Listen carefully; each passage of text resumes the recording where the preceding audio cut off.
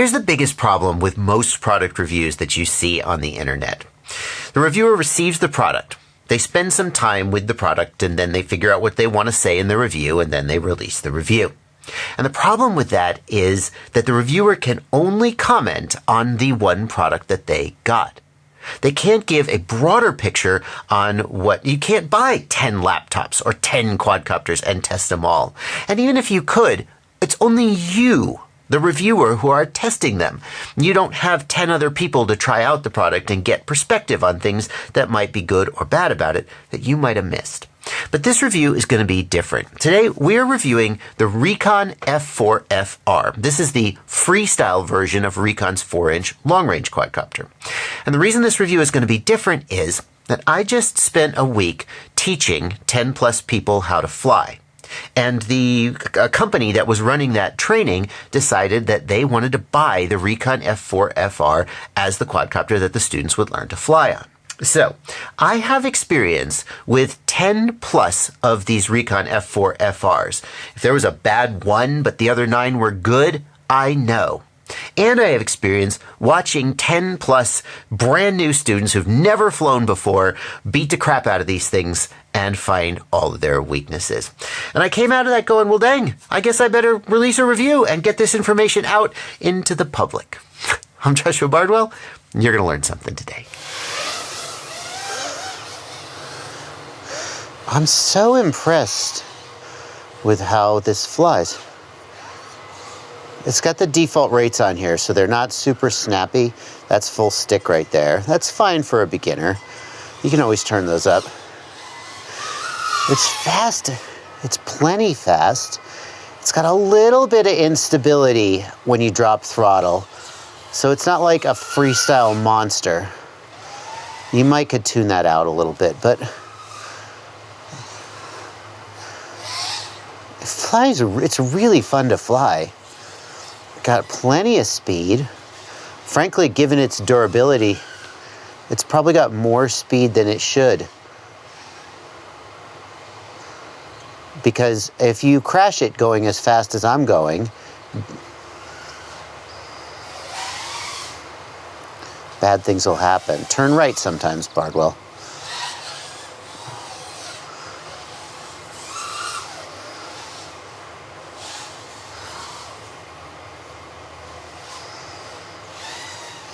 It's so fun to fly.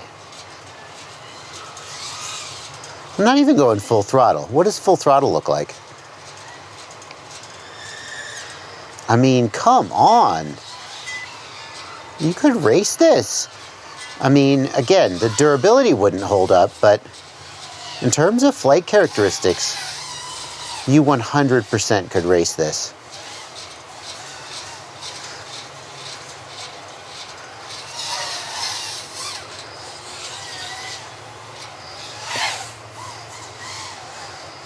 It's 3.66 volts, still voltage to spare, guys.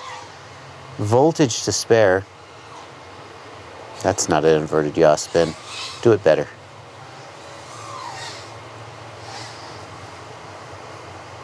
Yee. Where am I going? Oh, get nervous when I drop in somewhere where I don't know where all the branches are. That's one of the problems with analog, is you have to memorize the location of all the obstacles, all the little scraggle branches. Otherwise, you're gonna tank into one of them. Whereas with digital, you can see the branches and stuff. 3.4 volts, finally hitting 3.4. Oh, I don't want to break it before I record the bench review, so I'm not going to start diving in there. Maybe I'll do that for the end of the video. And look, back off the throttle a little, 3.6 volts. We can keep flying. We can just keep flying. If I start pushing it, it's going to start showing drops, but we can keep flying.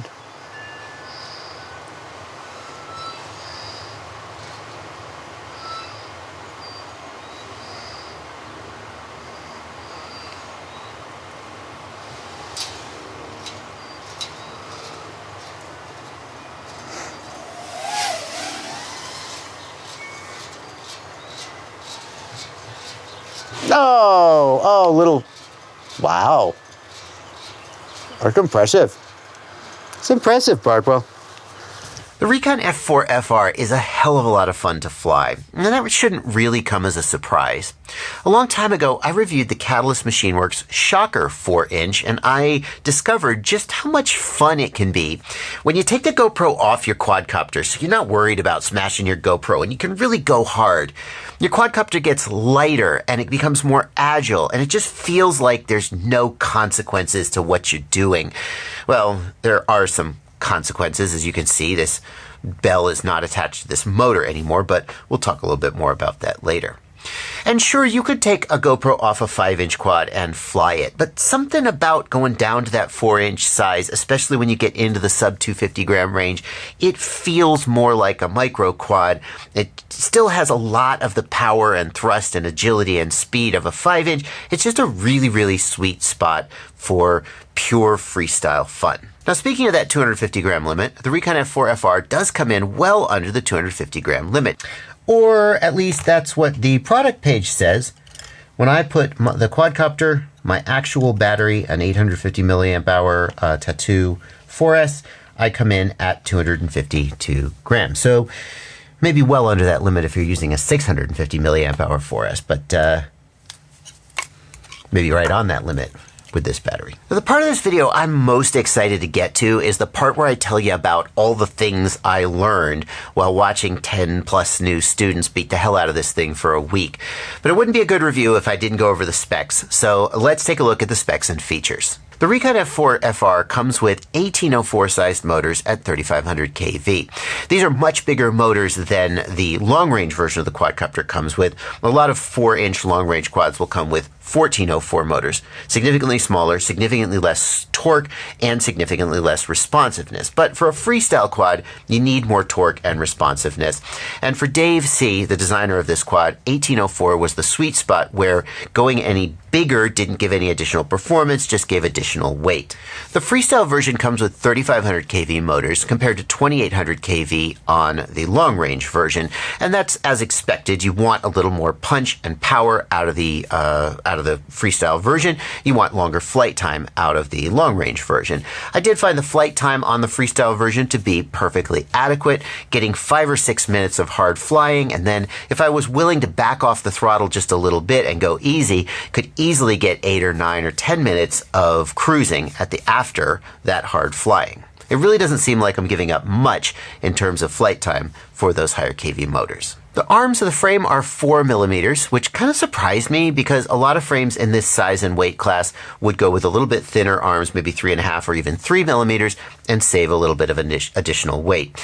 There's always a trade-off when deciding how thick your arms should be. You can have thicker arms that won't break, but that then transmit stress into the frame plates. The frame plates on this are 1.5 millimeters, and I might be a little bit critical of that and say, well, maybe they should be a little thicker, but I will say that over the course of this training, where 10 plus people bashed the crap out of these for a week, I think we might have had one broken arm, but I didn't find that the frame was the weak spot in this quadcopter's design. I actually found that the frames were more durable than I expected. Although, to be fair, we were flying outdoors in grass and trees and not in sort of a harder concrete bando style environment. The flight controller on this quadcopter is confusing the hell out of me because every product page I've seen has an all-in-one flight controller where the ESC and flight controller are in one unit. This one has a separate 20mm ESC and flight controller. I reached out to HDLRC and they said that they have recently switched to one of their separate stacks and just the product pages haven't been updated yet. The flight controller has an F722 processor, which is fast enough to run anything Betaflight asks of it today and reasonably into the future. It's fairly future-proof. And the gyro on that flight controller is the BMI 270.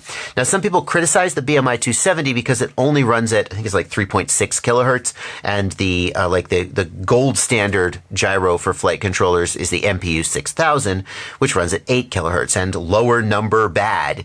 But actual performance testing done by guys like Chris Rosser shows that the BMI 270 gyro has equal or better performance to the MPU 6000, so I think there's really nothing to worry about there. Now I've got the analog version of this quadcopter, and it comes with a 350 milliwatt video transmitter. By the way, don't worry about the fact that there is no antenna on this quadcopter. That it does come with an antenna. It just got ripped off while I was flying, and we'll talk more about that later in the video. I'm a little disappointed at the output power of this video transmitter because the long-range version of this quadcopter is listed as coming with an 800 milliwatt video transmitter. And of course, on long range, you want all the output power you can get. But obviously on freestyle, you also want all the output power why would you not want 800 milliwatts of output power? Why would they downgrade to the 350 milliwatt video transmitter? You're going to get adequate range out of this if you're flying in parks and open environments. But as soon as you start going into indoors or behind buildings or, concrete, bando, whatever environments, you're going to see notably less range than if you had a more powerful video transmitter. And that is just annoying, knowing that they could have given us the 800 and they didn't. Now we come to the part of the video where I tell you all the things I learned from bashing the crap out of 10 or 15 of these quads with a bunch of beginners for a whole week. Stuff you're probably not going to find in the reviews of people who just received one, flew it for a little while, and then recorded their review. And the first place we got to go, I think, is the motor. We got to address the fact that this motor bell popped off. And it popped off after less bashing than you would think. I have about 5 packs on this actual quadcopter. I did 3 or 4 packs of just cruising around quickly, some with a GoPro on, some with a GoPro off, but basically trying to be nice and not crash it too much so I didn't destroy it on day 1. And then on the 5th-ish pack, I intentionally got mean. I stopped trying not to crash, and I started trying to do some acro moves that I have a harder time with. And within that one pack, which granted, that pack was 7 or 8 or 10 minutes, so it was a fair amount of flying, within that one pack, this motor bell flew off. But I have to say, I don't think that this is actually a sign that the durability of the motor is bad. Hold on. Hear me out. Over the course of that week, where these students bashed the shit out of 10 or 15 of these quads, we didn't lose a single motor bell. I don't think we burned up any motors either. The motors held up remarkably well. Then again, they were just flying around in a field, crashing into grass and trees. They weren't hitting it hard. So maybe what we could conclude from this is that these motors are okay for flying around in a field and crashing into trees, but if you're going to be beating the crap out of them like I was, they're not going to cut it. The next big problem with this quad is the VTX antenna mount. It gets ripped off. Literally all of them in the training ripped off. Now this is the analog version, but this is also true for the DJI version. They have the exact same antenna design and the exact same defect. And the defect is that the antenna is basically friction fit into this little 3D print here, except as you can see, it is not friction fit.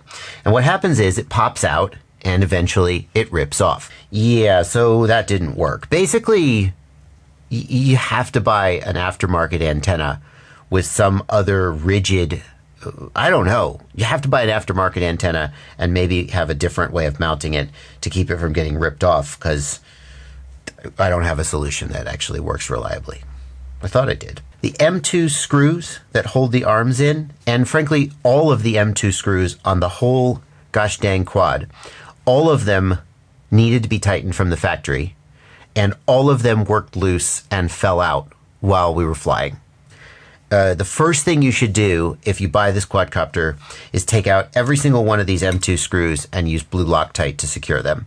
And that goes for the motor screws too. Actually, they were reasonably tight, but we still lost them. But these screws here that hold the arms in, they just work loose from flying and crashing, and they fall out, and there's literally nothing you can do to keep them tight. If they were M3 screws, you could crank them down tight enough that they would hold by friction. But with M2s, you just cannot tighten them down that tight without stripping them. They don't have a lot of mating surface, and they just work loose, and they absolutely need Loctite. They should have Loctite from the factory, but they don't. This Crossfire antenna mount is just garbage. It is held on by these little tiny slivers of TPU that just rip out, and it falls off every single time. It's mounted right in the front, so it takes frontal impact, and you could You could like fold it back and zip tie it in place, but then I'd worry about this getting messed up. The best way I found to address this, I think, is to actually mount the Crossfire antenna sort of behind the camera.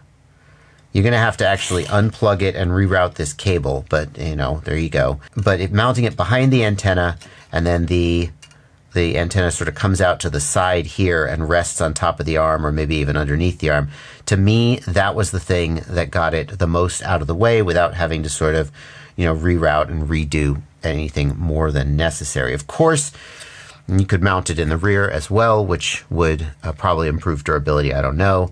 I guess as long as you're undoing the cable, maybe that would make the most sense. But the way they mount it, this thing is just completely useless. The minute you start flying with it, it rips off, and then what?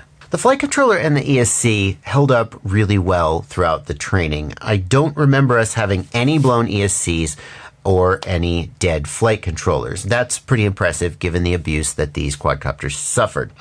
I will say we had one quadcopter that started randomly going to full throttle for no reason.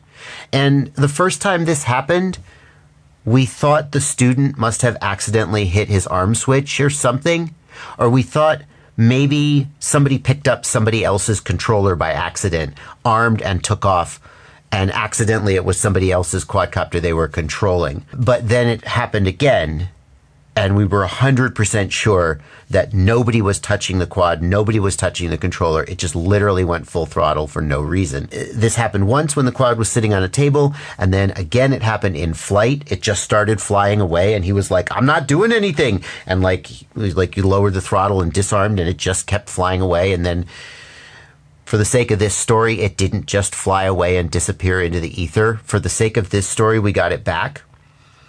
But one of them did do that, and we have no explanation why, but I have to point to bad flight controller, ESC, or I think it would have to be a flight controller because the quad seemed to be flying. It just didn't seem to be in control.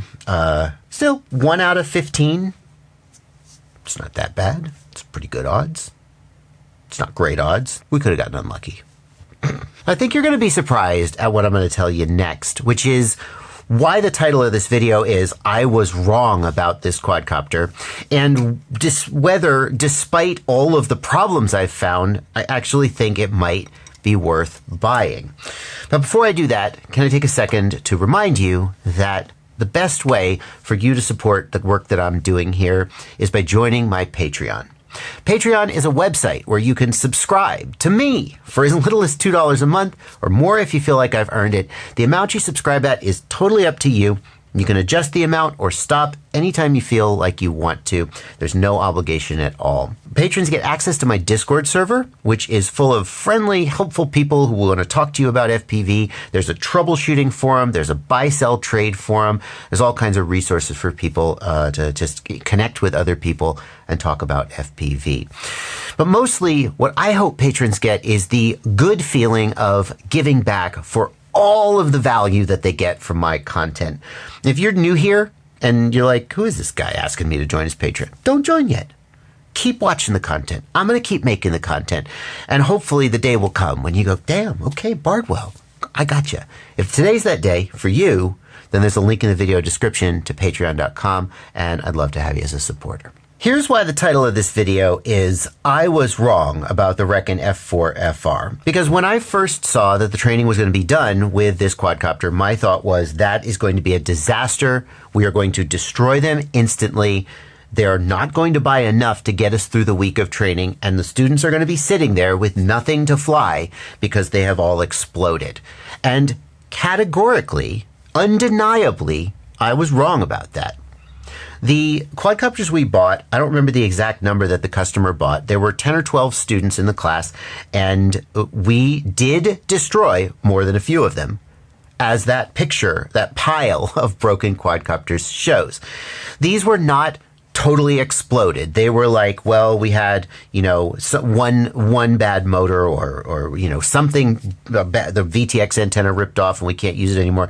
There was one little thing that took them down. But overall, they held up pretty well considering the amount of abuse that they were getting. So I was wrong. We got through the training. they held up pretty well, and I was pretty impressed overall with how they held up. But undeniably, we also killed a few of them. And undeniably, I killed one of them in a shocking and disappointingly short amount of time. If I was a regular customer, I'm a reviewer. I buy a quadcopter. I did buy this one at full retail price from Get FPV. I buy it, and if it breaks on the 5th pack, then I go, well, I guess that's going in the review. And then at the end of the day, I'm not too mad about it. But if I was a regular customer, especially if this was my first quadcopter, and I was beating it up like I was beating it up, and then on the 5th pack, the motor died, I'd be pretty annoyed at that, and I'd want somebody to make that right for me.